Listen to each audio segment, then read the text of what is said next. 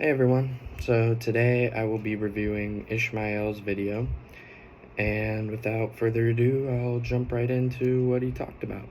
So the first thing Ishmael learned throughout I guess this is still the same module, so the second half of this module, is that creativity doesn't necessarily mean generating new ideas, and that there's almost a formula to being creative, and that it's not actually so hard once you get this formula down.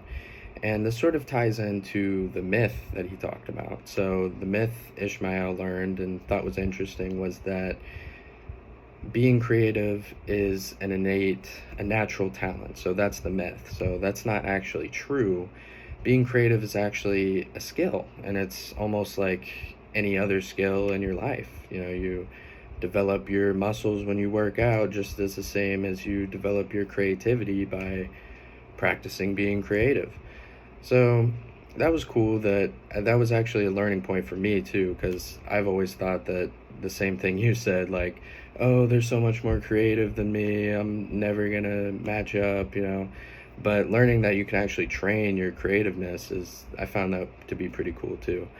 So the next thing Ishmael talks about is how companies use creativeness to evolve technology and how that can help innovate industries, and the technology can actually help solve future problems or maybe create a new solution to a problem that's been going, but the solution was only half working.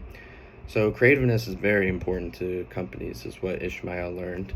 And lastly, Ishmael, example of how he uses the creative process in his own life was that him and his boyfriend were tired of not having an optimistic future outlook. So they sat down and discussed a plan for what they actually want to do with their lives. And it sounds like it's going pretty good. Ishmael says that he's almost halfway through his real estate course, and he helped start his boyfriend's business or open up the LLC. So great job, and I hope that works out for you.